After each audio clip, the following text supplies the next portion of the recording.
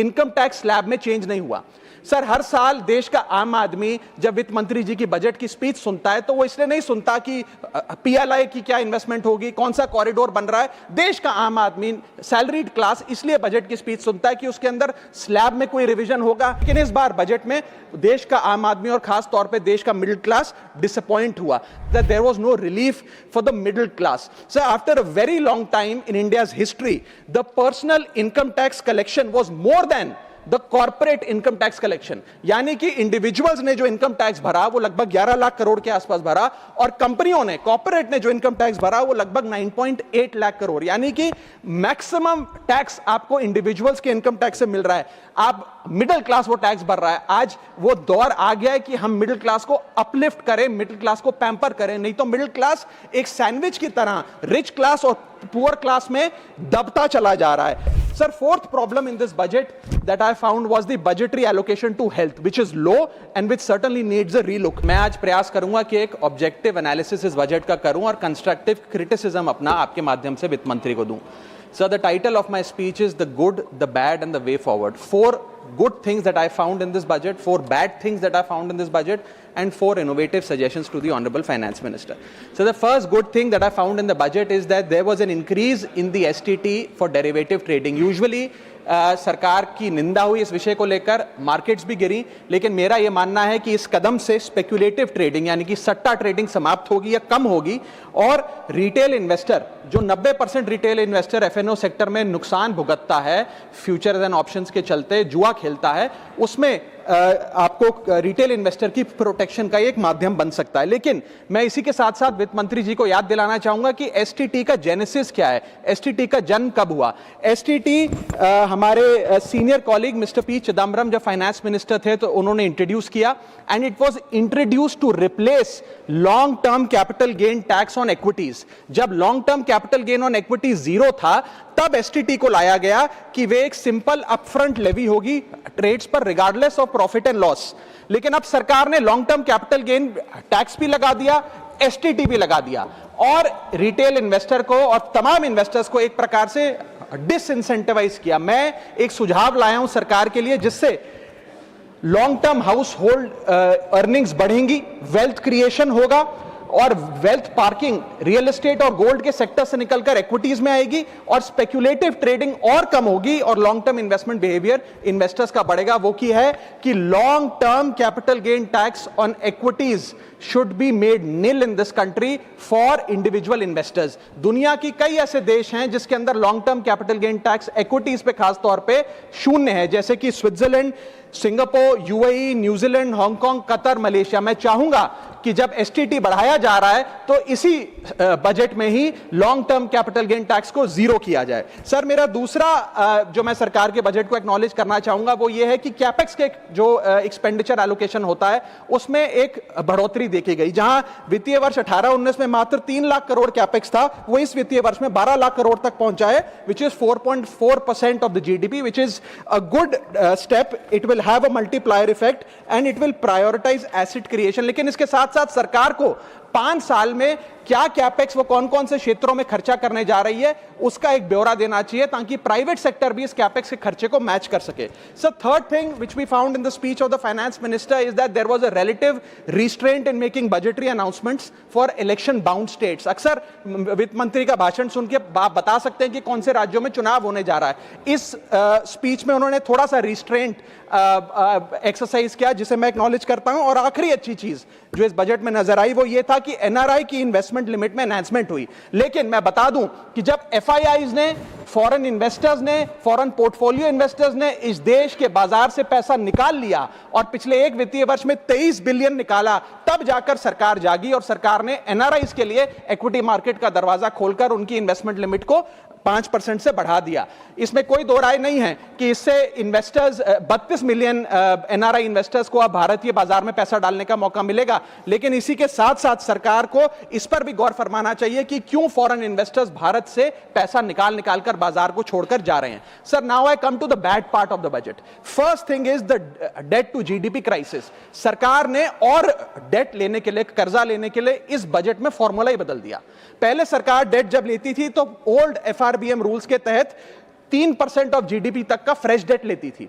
इस बजट में सरकार ने उस फॉर्मूले को बदलकर कहा कि टोटल सरकार का डेट जीडीपी का 50% होगा और उस सीमा में हम डेट लेंगे, यानी कि they want to play on the denominator effect. For example, एक साल बजट अगर हमारा जीडीपी 12% से ग्रो करता है तो उस साल सरकार खूब सारा डेट लेके सरकार पे कर्जा लाद सकती है, जो कि फिस्कल डेफिसिट 4.5, 6.5, 5% तक भी पहुंच सकता है। सर, इसी के साथ साथ मैं बताना चाहूंगा कि आज सरकार कहती है कि हमारा डेट टू जीडीपी रेशियो 56% है, लेकिन ये गलत है, क्योंकि बहुत सारे ऑफ बैलेंस शीट आइटम्स हैं जिसे सरकार डेट में दिखाती ही नहीं है, जैसे कि FCI bonds, OMC bonds, fertiliser, NHAI, NFSS, यानी कि तमाम तरीके के ऐसे कर्जे हैं सरकार के ऊपर जो सरकार अपनी बैलेंस शीट में नहीं दिखाती है। सर, मैं सरकार को आपके माध्यम से यह रिक्वेस्ट करना चाहूंगा कि देश का कर्जा और कैसे ना बढ़े इस पर काम करें, ना कि और कर्जा लेने के लिए हम जीडीपी और डेट टू जीडीपी के फॉर्मूले के रेशियोज बदलकर और पैसा कर्जे पे ब्याज पर लेने का प्रयास करें। सर, दूसरी दिक्कत जो इस बजट में नजर आई वो ये थी कि इनकम टैक्स स्लैब में चेंज नहीं हुआ। सर, हर साल देश का आम आदमी जब वित्त मंत्री जी की बजट की स्पीच सुनता है तो वो इसलिए नहीं सुनता कि पीएलआई की क्या इन्वेस्टमेंट होगी, कौन सा कॉरिडोर बन रहा है। देश का आम आदमी, सैलरीड क्लास, इसलिए बजट की स्पीच सुनता है कि उसके अंदर स्लैब में कोई रिवीजन होगा, क्या हमारी स्टैंडर्ड डिडक्शन की जो हमें डिडक्शन मिलती है वो बढ़ेगी। लेकिन इस बार बजट में देश का आम आदमी और खास तौर पर देश का मिडिल क्लास डिसअपॉइंट हुआ। पहले ही there has been a stagnation in the salaries, inflation 6.8% पे खड़ा है, लेकिन उसके बावजूद हमने इस बार कोई स्लैब में या स्टैंडर्ड डिडक्शन में चेंज नहीं देखा। मैं आपके माध्यम से वित्त मंत्री जी को रिक्वेस्ट करना चाहूंगा कि आप इसी बजट में अनाउंसमेंट करें कि स्टैंडर्ड डिडक्शन जो 75,000 रुपए है उसे बढ़ाकर सैलरीड क्लास के लिए 1.5 लाख रुपए किया जाए। Sir, third problem that was there with the budget is that there was no relief for the middle class. Sir, after a very long time in India's history the personal income tax collection was more than the corporate income tax collection, यानी कि individuals ने जो income tax भरा वो लगभग 11 लाख करोड़ के आसपास भरा और कंपनियों ने, कॉर्पोरेट ने जो इनकम टैक्स भरा वो लगभग 9.8 लाख करोड़, यानी कि मैक्सिमम टैक्स आपको इंडिविजुअल्स के इनकम टैक्स से मिल रहा है। आप मिडिल क्लास वो टैक्स भर रहा है। आज वो दौर आ गया है कि हम मिडिल क्लास को अपलिफ्ट करें, मिडिल क्लास को पैम्पर करें, नहीं तो मिडिल क्लास एक सैंडविच की तरह रिच क्लास और पुअर क्लास में दबता चला जा रहा है। सर, राइजिंग कॉस्ट प्रेशर्स के चलते पिछले वित्तीय वर्ष में मिडिल क्लास ने देखा कि उसके एजुकेशन के खर्चे में 8% की बढ़ोतरी हुई, हेल्थ केयर 9% से महंगा हुआ, रेंट 7% से, फूड 6% से, ट्रांसपोर्ट 5% से। मेरा रिक्वेस्ट यह है माननीय फाइनेंस मिनिस्टर से कि वो इनकम टैक्स में रियायत देकर या तो मिडिल क्लास को कोई रिलीफ दें, और अगर इनकम टैक्स में रियायत नहीं दे सकती हैं तो उसकी सेविंग्स और इन्वेस्टमेंट्स पे उसको बेनिफिट दें, उसे इंसेंटिव्स दें कि वो ज्यादा बचत करे, ज्यादा वेल्थ क्रिएशन कर पाए। Sir, fourth problem in this budget that I found was the budgetary allocation to health, which is low and which certainly needs a relook. Sir, आज हमने अपने टोटल गवर्नमेंट एक्सपेंडिचर का 2% हेल्थ को allocate किया है, लगभग 1 लाख करोड़ के आसपास। नेशनल हेल्थ पॉलिसी 2017 बताती है सर, और सरकार का ये अपना ऑब्जेक्टिव रहा है, गोल रहा है, that spending on public health should be 2.5% of GDP। आज हम 2026 में खड़े हैं, हमारी पब्लिक हेल्थ पे स्पेंडिंग मात्र 0.5% ऑफ जीडीपी। हम अपने लक्ष्य से कोसों मील दूर हैं। जहां यूएस में 18% ऑफ जीडीपी हेल्थ केयर पे खर्च होता है, यूके में 12%, जर्मनी में 13%, स्वीडन में, नेदरलैंड में, डेनमार्क में, जापान में, स्पेन में 10% ऑफ जीडीपी खर्च होता है, क्योंकि वो देश जानते हैं कि जान है तो जहान है। लेकिन हमारे देश में मात्र 0.5% ऑफ जीडीपी हम अपने हेल्थ पे खर्च करते हैं, और इसके चलते आलम यह है कि सरकारी अस्पताल में अगर आप चले जाइए, which is called the backbone of India's healthcare, वहां पर आपको पुरानी जर्जर बिल्डिंग मिलेंगी, मैसिवली अंडरस्टाफ्ड हॉस्पिटल मिलेगा, ओवरवर्क डॉक्टर मिलेंगे, पॉपुलेशन के हिसाब से बेड नहीं मिलेगा, जांच के लिए मशीनें नहीं हैं, दवाइयों की कमी है, और अगर इलाज की, ऑपरेशन की डेट मिल भी जाए तो वो डेट इतनी दूर होती है तब तक मरीज चल बसता है। Sir, the reality is that COVID made us realise and it was a wakeup call for India's public health infrastructure, and I want to ask the house today, are we prepared, god forbid, if there were to be another pandemic और another big sort of raging pandemic in this country, and the answer to that is no। और private अस्पतालों की sir हालात ये हैं कि अगर आज आपको प्राइवेट अस्पताल में इलाज करना पड़े तो आपको लोन लेना पड़ता है, अपने घर के गहने, अपना रियल एस्टेट एसेट बेचकर पता नहीं कितने हजारों लाखों लोग हर साल भारत में गरीबी रेखा के नीचे चले जाते हैं, क्योंकि उन्हें एक हेल्थ इमरजेंसी के चलते प्राइवेट अस्पताल में इलाज कराना पड़ता है। सर, जैसे वन नेशन वन इलेक्शन इस देश में लागू किया जा रहा है, वन नेशन वन टैक्स की ओर हम बढ़ रहे हैं, वैसे ही one nation one medical treatment की ओर बढ़ना चाहिए। सबको नंबर 1 मेडिकल ट्रीटमेंट देश में मिले, ऐसी व्यवस्था बननी चाहिए। सर, मेरे 4 सुझाव जो आपके माध्यम से मैं वित्त मंत्री को देना चाहूंगा। पहला सुझाव है, put all land and property records of India on blockchain. एक blockchain based land registry ledger बनाइए। पहले 10 मेजर राज्यों शहरों से शुरू करिए, महानगरों से और टियर 2 सिटीज से, जिस ब्लॉकचेन लेजर में हर रिकॉर्ड, हर सेल, हर म्यूटेशन, हर इनहेरिटेंस को एक डिजिटल रिकॉर्ड बुक में डाला जाएगा, जो एक ब्लॉकचेन लेजर होगा, जो टाइम स्टैम्प्ड होगा, टेम्पर प्रूफ होगा, 100% ट्रांसपेरेंट होगा और रियल टाइम प्रॉपर्टी ट्रैकिंग आप उससे कर सकेंगे, जिसके चलते इंस्टेंट टाइटल वेरिफिकेशन होगा। आज सर हमारा जो रियल एस्टेट का लैंड एंड प्रॉपर्टी रिकॉर्ड का जो बाजार है, उसमें अटर कियोस है। कियोस इसलिए है कि लोगों को रजिस्ट्रार के दफ्तर के बाद धक्के लग रहे हैं, दलालों ने उन अफसरों पे पूरी तरीके से कब्जा किया हुआ है, प्रॉपर्टी टैक्स में चोरी होती है, सर्कल रेट को एक्सप्लॉइट करके कैश में प्रॉपर्टियां खरीदी जाती हैं, फर्जी कागज, कब्जे, टाइटल डिस्प्यूट, न जाने क्या क्या चल रहा है, जिसके चलते आज 66% of India civil disputes are land disputes. 45% of properties lack clear title in India. India ranks 133 out of 190 in property registration efficiency. 48% of our properties are under dispute, and the average time taken by civil courts to resolve these disputes is 7 years. And 6.2 crore property documents are pending digitization. वो तहसीलदार के दफ्तर में पड़े या registrar के दफ्तर में, उनका डिजिटाइजेशन अभी तक नहीं हुआ। इन सारी बीमारियों का एक ही दवा है, that is national blockchain registry, जिसके चलते प्रॉपर्टी डिस्प्यूट समाप्त होंगे, मिडिल क्लास की वेल्थ अनलॉक होगी क्योंकि वे और ब्याज पे पैसा ले पाएंगे, प्रॉपर्टी टैक्स की कंप्लायंस बढ़ेगी और रीट्स जैसे इन्वेस्टमेंट व्हीकल्स को ब्लॉकचेन वेरीफाइड टाइटल मिलेंगे, उसमें भी बढ़ोतरी देखी जाएगी। इसी के साथ साथ सर दुनिया के कई देशों ने इसे लागू कर दिया है। स्वीडन में यह लागू है, जहां पर एक दिन में आप प्रॉपर्टी का ट्रांजैक्शन कंप्लीट कर सकते हैं, वहां डिस्प्यूट रेट 2% है। जॉर्जिया में है, जहां 3 दिन में प्रॉपर्टी का ट्रांजैक्शन खत्म हो जाता है, डिस्प्यूट रेट 1% है। और यूएई में है, जहां 10 मिनट में आप अपनी प्रॉपर्टी खरीद बेच सकते हैं, वहां डिस्प्यूट रेट 1% से भी नीचे। और वहां हिंदुस्तान में प्रॉपर्टी बेचनी हो तो 2 से 6 महीने लगते हैं और 48% डिस्प्यूट है। सर, मेरा दूसरा सुझाव है inflation linked salary revision act. Bharat में वेजेस को इंडेक्स करिए महंगाई से। वित्तीय वर्ष 18 से लेकर वित्तीय वर्ष 26 में हमने देखा कि real wages for the salaried class में 16% की गिरावट आई। यह गिरावट का मतलब इन सालों में जितनी महंगाई थी, जिस स्तर पे महंगाई बढ़ी उस स्तर पे वेजेस नहीं बढ़ी, जिसके चलते 16% की गिरावट रियल वेजेस में देखी गई। इसीलिए mandatory wage indexation formula is the need of the hour and the government must look at it. इसके चलते तमाम फॉर्मल सेक्टर्स में, corporate, shops, factories, gig workers, सबको इन्फ्लेशन इंडेक्स वेज हाइक मिलेगा। और सरकार के मुलाजिम को तो मिलता ही है, हर साल डियरनेस अलाउंस मिलता है, उसके बाद आप हर कुछ सालों में पे कमीशन लागू होता है। इससे आप 20 करोड़ आबादी, which is 45% of India's total workforce, आप उसे एड्रेस कर पाएंगे। सर, इसी के साथ साथ मैं बताना चाहता हूं कि दुनिया के कई देशों में यह पहले से ही लागू है।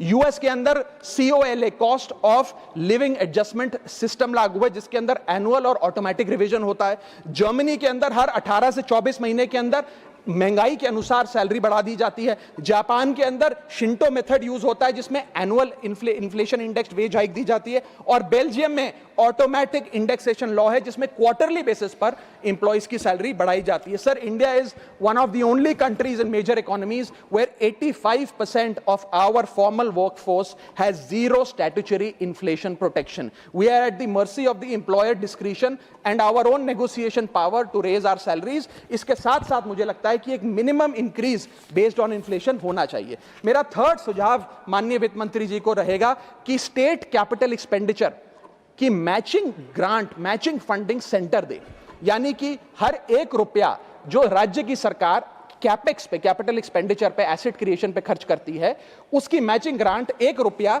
केंद्र द्वारा राज्यों को दिया जाना चाहिए, not as loan but as a grant. आज स्टेट कैपेक्स में दो बॉटलनेक्स है। पहला बॉटलनेक है बोरोइंग कैप, यानी कि कोई भी राज्य अपने स्टेट जीडीपी से 3% से ज्यादा ब्याज पर पैसा नहीं ले सकता, वो कैपेक्स पे नहीं खर्च करता, वो तमाम तरीके के ऑपरेशनल खर्चे करता है। और सेकंड प्रॉब्लम है कि अगर केंद्र सरकार पैसा देती भी है राज्यों को कैपेक्स के लिए, वो लोन की सूरत में देती है, और कंडीशनल लोन की किस एसेट पे कितना खर्च होगा, एक कंडीशनल लोन दिया जाता है। मेरा सुझाव है that replace this loan with conditions given by the centre to grant with trust, grant based on trust by the centre. Sir, centre को आने वाले 5 वर्षों के लिए 1.5 लाख करोड़ आवंटित करना चाहिए, not as loan but as these capex grants, ताकि राज्यों में सड़कें बने, इरिगेशन नेटवर्क बने, लोकल पावर इंफ्रास्ट्रक्चर बने, ड्रिंकिंग वाटर सैनिटेशन हो, और अर्बन इंफ्रास्ट्रक्चर में एसेट क्रिएशन, एसेट फॉर्मेशन किया जाए। As not as loan, not on interest, not with principal and with no conditionality. अगर ऐसा होता है तो सबसे पहले तो स्टेट की बैलेंस शीट में this grant will not sit as debt, state की बैलेंस शीट सुंदर होगी, बेहतर होगी। दूसरा, खुलकर राज्य कैपेक्स पर खर्च कर पाएंगे। Third, it will be a high growth and a high job creator, एक ग्रोथ मल्टीप्लायर और जॉब क्रिएटर के तौर पे इसका इस्तेमाल होगा, क्योंकि हर 1 रुपया जो आप कैपेक्स पे खर्च करते हैं उससे भारत का जीडीपी 2 से 3 रुपए बढ़ता है in a span of 3 to 5 years। Cooperative federalism मजबूत होगा, और साथ ही साथ states will become builders and not borrowers in the eyes of the centre. Sir, मेरा चौथा सुझाव जो माननीय वित्त मंत्री जी के लिए है वो ये है कि legalise virtual digital assets as an asset class. India में अभी सर वैसे ही डी फैक्टो लीगलाइज टैक्सेशन है वर्चुअल डिजिटल एसेट्स, यानी कि crypto currency, stable coin et cetera, क्योंकि अगर उनकी खरीद बेच पर कोई मुनाफा होता है तो 30% फ्लैट इनकम टैक्स लगता है, और 1% ट्रांजैक्शन टैक्स जो अपनी वस्तु बेच रहा है उसे सरकार को जमा कराना पड़ता है। But they are somehow not recognised as an asset class. VDS जो वर्चुअल डिजिटल एसेट्स है, इन्हें एक एसेट क्लास का दर्जा नहीं दिया गया, जिसके चलते कोई डेडिकेटेड लाइसेंसिंग लॉ नहीं है, कोई clear consumer or investor protection कानून नहीं है, एएमएल कानून यानी कि एंटी मनी लॉन्ड्रिंग गाइडलाइंस और डायरेक्शंस इस एसेट क्लास के लिए नहीं है, and there is of course no explicit legal classification. As a result what has happened is that 4.8 lakh crore trade in this virtual digital assets has moved offshore. Bharat के बाहर निकलकर वो अन्य देशों में, दुबई, सिंगापुर, मलेशिया और अन्य देशों में इसका ट्रेड हो रहा है जो भारतीय कर रहे हैं। Second thing that has happened is that 73% of India's crypto trading volume in financial year 25 has moved to offshore exchanges. What has further happened is that 180 virtual digital asset startups have moved to countries like Dubai and Singapore, and as a result जो देश, भारत देश के 12 करोड़ ऐसे लोग हैं जो इन virtual digital assets में, crypto में, आरडब्ल्यूए यानी कि रियल वर्ल्ड एसेट में, स्टेबल कॉइन में इन्वेस्ट करना चाहते हैं, वो ऑफशोर जाकर इन्वेस्ट कर रहे हैं। जरूरत है कि हम कंप्लायंस हिंदुस्तान में लागू करें, उसे हेविली रेगुलेट करें, लेकिन उसे ऑनशोर लाएं। इसके चलते अगर ऐसा होता है तो सरकार के खजाने में 15 से 20 हजार करोड़ रुपए का इजाफा होगा, उन्हें उतना टैक्स मिलेगा। और इसी के साथ साथ मैं सरकार को कहना चाहता हूं that we currently tax these virtual digital assets as if they are legal, but we regulate them as if they are illegal। मेरा सुझाव है कि इसे heavily regulate करिए, रिंग फेंस करिए इस इकोसिस्टम को, AML गाइडलाइंस यानी कि एंटी मनी लॉन्ड्रिंग कानून और मजबूत करिए, लेकिन prohibition is not protection, regulation is protection। Thank you so much, sir।